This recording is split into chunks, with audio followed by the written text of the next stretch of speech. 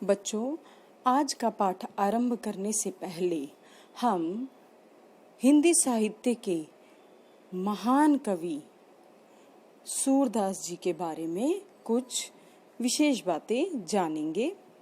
तो आइए आरंभ करते हैं सूरदास जी का जीवन परिचय। हिंदी साहित्य में भगवान श्री कृष्ण के अनन्य उपासक और ब्रज भाषा के श्रेष्ठ कवि महात्मा सूरदास हिंदी साहित्य के सूर्य माने जाते हैं। सूरदास जन्म से अंधे थे या नहीं, इस संबंध में विद्वानों के अनेक मतभेद हैं।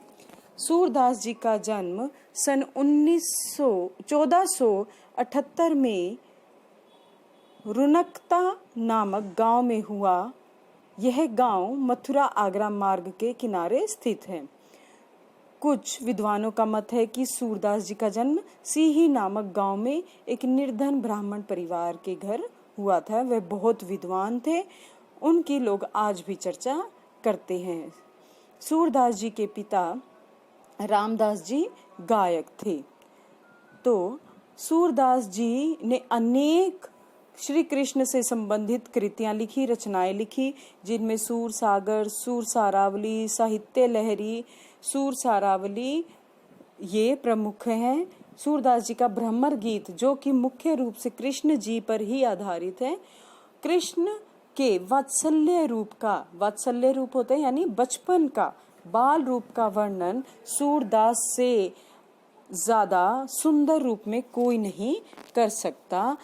उन्हें कृष्ण जी का साक्षात एक भक्त, प्रसिद्ध भक्त भी माना जाता है। सूरदास जी का जन्म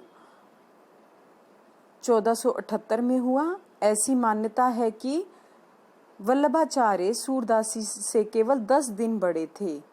वल्लभाचार्य जी का जन्म संवत की वैशाख कृष्ण एकादशी को हुआ था, इसलिए सूरदास जी की जन्म तिथि वैशाख शुक्ल पंचमी को माना जाता है। अनेक प्रमाणों के आधार पर भी इनकी विभिन्न विभिन्न जन्म दिवस बताए जाते रहे हैं। सूरदास जी जन्म से अंधे थे या नहीं, इस बात पर अलग अलग विद्वानों के अलग अलग मत हैं। तो सूरदास जी के अनुसार भगवान श्री कृष्ण के अनुग्रह से ही मनुष्य को सद्गति मिल सकते है, यानी यदि वे श्री कृष्ण का हम नाम लेंगे तो हमें मुक्ति का मार्ग मिल जाएगा। सूरदास जी ने वात्सल्य यानी जो बच्चे को हम प्रेम करते हैं उस प्रेम को वात्सल्य कहते हैं। श्रृंगार और शांत रसों का मुख्य रूप से विभिन्न विभिन्न पदों में वर्णन किया है।